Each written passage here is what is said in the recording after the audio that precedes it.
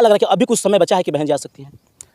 मुझे नहीं लगता कि बहुत ज़्यादा समय बचा है, लेकिन मैं सिर्फ इतना कहना चाहूँगा कि आज के समय में जो लड़ाई है संविधान बचाने की है।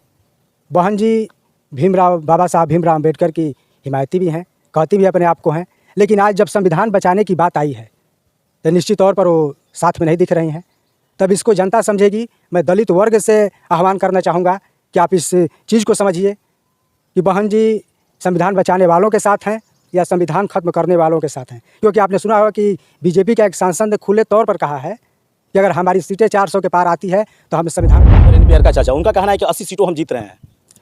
ठीक है, कोई कुछ भी कह सकता है, उनका अधिकार है कहने का, लेकिन इस चुनाव में पता चल जाएगा कि कितनी सीटें उनकी आ रही हैं और कितनी सीटें इंडिया गठबंधन की आ रही है। आप वो किस बेस पर लोगों के बीच में जाएंगे? आज के समय में आप देख रहे हैं कि मैं लगातार कह रहा हूँ कि युवा परेशान है। आप देखिए चट्टी चौराहों पर जाकर के देखिए, ई रिक्शा की संख्या बढ़ती जा रही है, रोड पर ठेला लेकर के युवाओं की संख्या बढ़ती जा रही है। जो लोग दिल्ली पहले काम करते थे वो लौट करके अपने घर आ चुके हैं। लगातार बेरोजगारी बढ़ती जा रही है। इन्होंने कहा था कि आज किसानों की स्थिति क्या है? किसान जा कर के दिल्ली में आंदोलन कर रहा है, उनके लिए आप किले बिछा रहे हैं, उनकी बातों को आप सुन नहीं पा रहे हैं। महिलाओं के साथ लगातार बलात्कार हो रहे हैं, देश के अंदर हत्याएं हो रही हैं। किस बेस पर, किस मुंह से जाकर जनता के बीच में वोट मांगेंगे और किस बेस पर इनको? नमस्कार, आप देख रहे हैं हिंदुस्तान तक न्यूज, मनोज टाइगर के साथ। बता दो, इस वक्त मेरी उपस्थिति लोकसभा घोसी में है और घोसी में इन दिनों जो चुनाव का क्रेज है, माहौल है, बहुत गर्म दिखाई दे रहा है। और अब मेरे साथ जुड़ चुके हैं कांग्रेस के एक युवा कर्मठ नेता कहा जाए या फिर युवा कहीं ना कहीं कांग्रेस के बैनर तले एक कार्यकर्ता कहा जाए, वो मेरे साथ जुड़ चुके हैं। उनसे मैं चलूँगा, तमाम सवाल जवाब पे बातें होगी। राहुल गांधी, अखिलेश यादव और पक्ष विपक्ष की बातें रखूंगा और कहीं ना कहीं चुनाव की सरगर्मी पे भी चहल पहल होगी। तो बने रहिए मेरे हिंदुस्तान तक चैनल पे। स्वागत है आपका।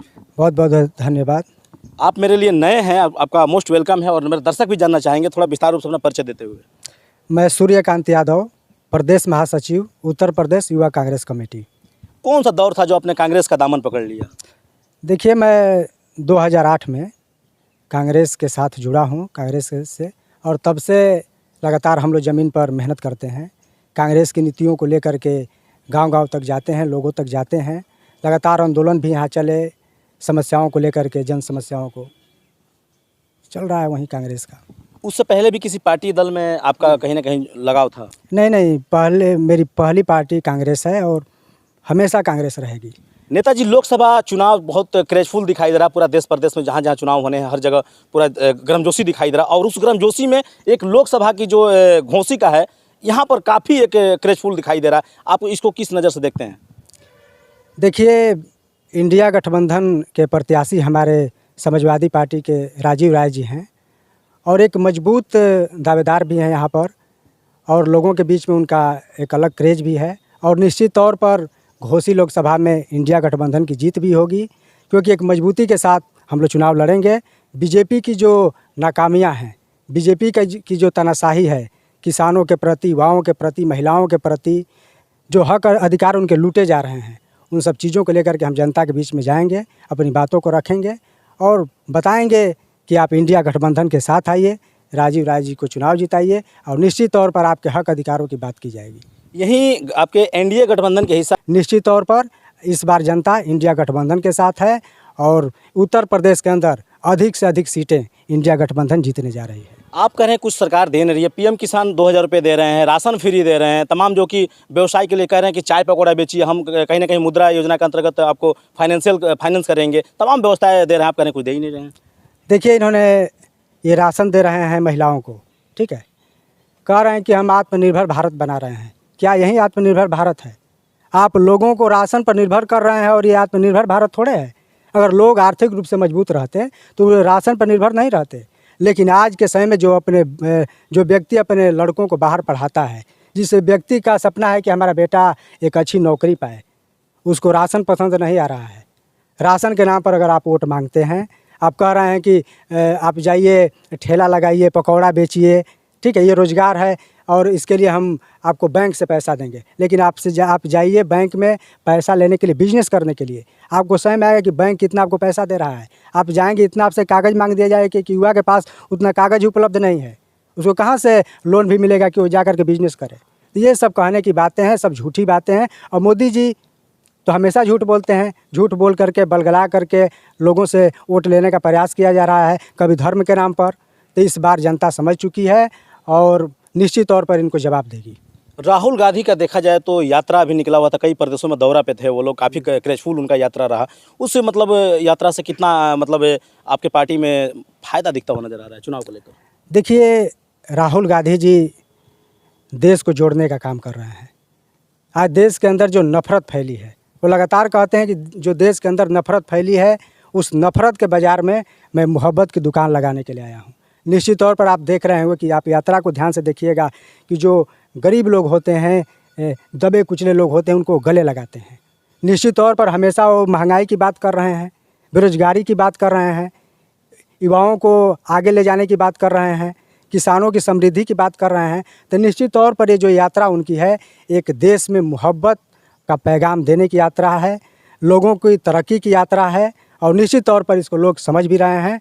और मैंने कहा भी बहुत पहले कि अच्छे लोग और अच्छी किताबें लोगों को थोड़ी देर से समझ में आती हैं और निश्चित तौर पर आने वाला कल राहुल गांधी का है और राहुल गांधी लोगों को बहुत जल्द ही समझ में आएंगे और बीजेपी के झूठ से, मोदी जी के झूठ से बहुत जल्द ही पर्दा उठने वाला है। अच्छा, क्या लग रहा है कि इंडिया गठबंधन में अखिलेश यादव जी हैं, राहुल गांधी जी हैं, तमाम क्षेत्रीय पार्टियां भी हैं उस गठबंधन में, अगर गठबंधन को सफलता मिलती है तो प्रधानमंत्री किसको चयनित किया जाएगा? क्या कुछ फेस दिखाई दे रहा है? देखिए, इंडिया गठबंधन का हर नेता अपने आप में नायाब है। सीटें आएंगी, इंडिया गठबंधन जीतेगा, उसके बाद बैठ करके जो पार्टी हाईकमान है, अखिलेश जी हुए, राहुल गांधी जी हुए, जो लोग बैठेंगे आपस में और बैठ करके जो उचित निर्णय होगा, जिसको प्रधानमंत्री बनाना होगा, वो लोग बनाएंगे। अभी मैं इस पर कुछ भी नहीं कह सकता। बहन जी की बातें चल रही थी, काफ़ी वायरल तमाम बड़े चैनलों पे चल रहा था कि हो सकता है कि इंडिया गठबंधन के हिस्सा बन जाए, उनको प्रधानमंत्री का दावेदारी बनाया जाए या फिर नहीं, कुछ ऐसी इस प्रकार की जो भी है मतलब बातें निकल के आ रही थी। तो बहन जी को तय करना है कि वो क्या करती हैं। मैं बहुत ज़्यादा नहीं कहना कहीं ऐसा तो नहीं कि बहन जी को भी डर सता रहा हो, जिस तरह अरविंद केजरीवाल का हो गया, तमाम प्रक्रिया निकल के देश में आ रही है, उप मुख्यमंत्री, पूर्व मुख्यमंत्री, कई जगह धरातल पर इस तरह का दिखाई दे रहा है, जो सरकार के नियम अनुसार जो भी है, कार्यशैली के अनुसार देखा जाए, तो क्या लग रहा है कि बहन जी को डर सता रहा है या फिर अभी जो रसला की बात कर ले हम लोग कि 403 विधायक में से एकमात्र यहाँ पे उमाशंकर सिंह रसला के विधायक हैं और इतने लेवल अच्छी इनकी पार्टी है, नंबर 3 पे स्थान इनका है एक राष्ट्रीय पार्टी को देखा जाए, इनका मौन रहना कहाँ तक कहीं ना कहीं टारगेट बनता है? देखिए, नेता का मतलब हुआ कि वो लड़ाई लड़े। आप अगर जेल से डरते हैं, सीबीडीआई से डरते हैं, तो फिर आप जनता की समस्याओं को उठा नहीं पाएंगे, जनता की समस्याओं को लेकर के आप लड़ नहीं पाएंगे। और बहन जी को अब क्या समस्या है इस पर तो मैं नहीं जानता हूँ, ठीक है, लेकिन अब जो भी हो इस पर मैं बहुत ज़्यादा नहीं कहना चाहूँगा। क्या लग रहा है कि चर्चा में भी आ रहा है कि बहन जी की पार्टी से अभी नेता हैं, बेसिकली कांग्रेस के हैं, उमाशंकर सिंह भी लड़ने वाले हैं, फिर अरशद जमाल जी की भी चेहरा नज़र आ रहा है जो कि अभी चेयरमैन है मऊ से। क्या लग रहा है कि बहन जी अगर इस तरह का प्रत्याशी उतारेंगी तो क्या राजू राय पे कितना असर पड़ेगा? देखिए, कोई असर नहीं पड़ेगा। दलित वोट ज़्यादा है सर, दलित वोट बहुत ज़्यादा है, लेकिन मैं बताना चाहूँगा कि दलित भी इस चीज़ को देख रहा है ना कि आप साथ किसके हैं। आज के समय में इंडिया गठबंधन बीजेपी के जो मंसूबे हैं, संविधान को ख़त्म करने की, लोकतंत्र आज खतरे में है, उसको लेकर के तो आज के समय में इंडिया गठबंधन ही एक लड़ाई लड़ रहा है। राहुल गांधी, अखिलेश यादव या इंडिया गठबंधन के जितने नेता हैं, सब लोग एक लड़ाई लड़ रहे हैं बीजेपी से कि संविधान को न ख़त्म किया जाए। तो इस चीज़ को पूरी दुनिया देख रही है और बहन जी के साथ मुझे नहीं लगता है कि कोई भी प्रत्याशी दें, इंडिया गठबंधन के ऊपर कोई बहुत ज़्यादा प्रभाव पड़ेगा। अच्छा, कांग्रेस को देखा जाए तो 17 मतलब सीटें मिली हैं। क्या लग रहा है पूर्वांचल में 1-2 सीट मिली होती या फिर घोंसी ही मिल गया होता तो यहाँ पर कांग्रेस कुछ देखा जाए तो जिस तरह अमेठी की तरफ कार्यशैली उनका बहुत उन्नत की तरफ दिखाई दे रहा है, इधर काफ़ी थोड़ा सा स्लो दिखाई दे रहा है, इस पर कितना असर और प्रभाव पड़ता?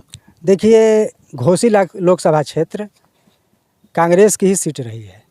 कल्पनाथ राय हमारे कांग्रेस के ही नेता थे और लंबे समय तक सांसद रहे यहाँ पर, लेकिन फ़िलहाल हमें सीटें नहीं मिल पाई। लेकिन निश्चित तौर पर अगर ये सीट मिली होती तो कांग्रेस यहाँ पर बेहतर तरीके से लड़ी होती, क्योंकि यहाँ पर आप जितने काम देखेंगे, आप जो भी काम देख लीजिए, वो एक कांग्रेस का किया हुआ काम है। किसी गांव के अंदर जाइए, कल्पनाथ राय का काम दिख जाएगा। मऊ के अंदर आप जाइए, देखिए कितना काम कांग्रेस ने किया है।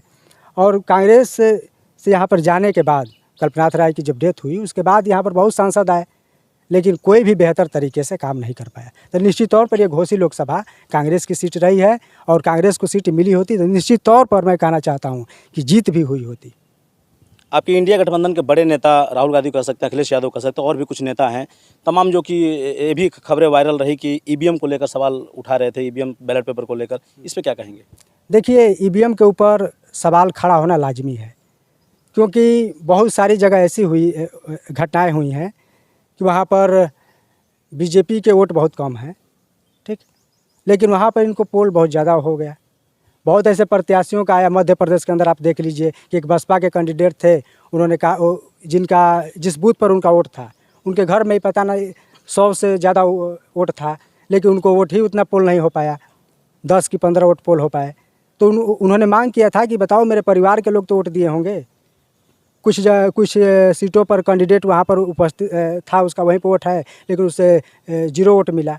तो ईवीएम के ऊपर लगातार सवाल खड़े हुए हैं। होने का कारण यही है कि सरकार से या चुनाव आयोग से जब भी मांग किया जाता है वो इस पर बैक हो जाती है, और बैलेट पेपर से मांग हो रही है। तो एक बार सरकार को ध्यान देना चाहिए, बैलेट पेपर से ही चुनाव करा करके लोगों का जो संशय है उसे खत्म होना चाहिए। ईवीएम को जिस देश ने बनाया, इसका जो कि कहीं ना कहीं धरातल पर लाया ईवीएम मशीन को, वो जापान आज ईवीएम का यूज नहीं कर रहा है, और भारत देश में काफ़ी क्रेजफुल ईवीएम से चुनाव पे चुनाव हो रहे हैं। तो क्या लग रहा है कि बैलेट पेपर से अगर चुनाव होता है भारत देश में, तो कितना इंडिया गठबंधन को फ़ायदा नजर आएगा? देखिए, इंडिया गठबंधन को बैलेट पेपर से या ईवीएम से कितना फ़ायदा होता है ये मुद्दा नहीं है। मुद्दा इस चीज़ का है कि ईवीएम के ऊपर लोगों का लगातार संशय बढ़ता जा रहा है। निष्पक्ष जो चुनाव होना चाहिए। सर, मुद्दा नहीं होता तो आवाज़ क्यों उठाते कि ईवीएम में गड़बड़ी है, ईवीएम में ये है, ईवीएम में खेला है, चुनाव वोट दे रहे हैं हाथी को तो चला जा रहा है कमल को, इस तरह की बातें निकल कर जनता भी कर रही है, बड़े बड़े नेता भी कर रहे हैं। हाँ, देखिए, मैंने वही कहा ना कि ईवीएम के साथ जो चुनाव हो रहे हैं, कुछ जगहों पर ऐसा हुआ कि कैंडिडेट को, मैंने बहुत पहले कहा कि कैंडिडेट का वहाँ पर वोट है, उसका खुद का वोट है, लेकिन वो कैंडिडेट वोट दिया, लेकिन उसे खुद ईवीएम में उसे वोट नहीं मिला। तो इसको लेकर के लगातार सवाल खड़े हो रहे हैं। आपने जापान की बात की, तो जापान इस चीज़ को मानता है कि एक टेक्नोलॉजी है, और टेक्नोलॉजी हैक हो सकती है। और ईवीएम के ऊपर सवाल खड़ा होने का सीधा सा मकसद है कि सरकार को एक बार बैलेट पेपर से आजमाना चाहिए, लोगों का संशय खत्म करना चाहिए। ईवीएम पर सवाल इसीलिए खड़े हुए हैं कि कुछ जगहों पर ऐसा हुआ है, ईवीएम मशीनें कभी ख़राब हो जाती हैं, ईवीएम को पता चलता है कि ताला तोड़ दिया गया, ईवीएम जहाँ रखी हुई हैं उसमें से मशीनें कुछ गायब हो गई। चलिए नेताजी, इंडिया गठबंधन क्या लग रहा है कि 2024 में पुनः वापसी करेगी और सरकार बना पाएगी? हाँ, निश्चित तौर पर सरकार इंडिया गठबंधन बनाने जा रहा है, क्योंकि हम लोग के पास मुद्दे हैं। किसानों को लेकर के, युवाओं को लेकर के, महिलाओं को लेकर के, देश के अंदर जो नफरत फैली हुई है, तनाशाही फैली हुई है, लोग देख रहे हैं, महंगाई से लोग बहुत ज़्यादा परेशान हैं। पूर्वांचल में ओम प्रकाश राजभर से कितना फ़ायदा मिलेगा एनडीए गठबंधन को? देखिए, जो मुद्दे हैं आज के समय में ना, ये जो लोग जाति की राजनीति कर रहे हैं, जो लोग उत्तर प्रदेश में तो जातिवाद चल रहा है सर जी। यादव जो कि अखिलेश जी को छोड़ेगा नहीं, दलित समाज बहन जी को छोड़ेगा नहीं, राजभर जो कि ओपी राजभर को छोड़ेंगे नहीं, एक उसमें महेंद्र राजभर भी आ गए, तमाम जातिवाद ओनली फॉर उत्तर प्रदेश पूर्वांचल में ज़्यादा दिखाई देता है। क्या कहेंगे? नहीं, ठीक है, जातिवाद दिखाई देता है, मैं ये नहीं कह रहा हूँ, लेकिन जब परेशानी बढ़ती है लोगों की ना, जब घर में खाने को कुछ नहीं होता है, तो जाति का बंधन टूट भी जाता है। क्योंकि अगर आप जाति को लेकर के ढो रहे हैं और आपका हक अधिकार छीन लिया गया, आपके पास अपने बच्चों को पढ़ाने के लिए पैसे तक नहीं है, तो उस समय जब पेट में भूख लगेगी ना, तो जाति का जो बंधन होता है ये टूट जाता है। इसलिए मैं कह रहा हूँ कि आज के समय में इंडिया गठबंधन के पास मुद्दे हैं, बीजेपी के पास कोई मुद्दा नहीं है। सिर्फ धर्म के नाम पर लोगों को बहका करके वोट लेने का जो तरीका है उनका, इसका जवाब इस पर जनता देने जा रही है। बहुत बहुत धन्यवाद। जैसे कि देखा आपने, कांग्रेस के कर्मठ नेता हैं और काफ़ी इनका कार्यशैली देखा जाए तो अग्रसर है। इनसे मेरी मुलाकात हुई, खास बातचीत हुआ। तो कैसा रहा मेरा वीडियो? मिलूंगा फिर कुछ नेक्स्ट वीडियो में। जब तक हिंदुस्तान तक न्यूज़। जय हिंद, जय भारत।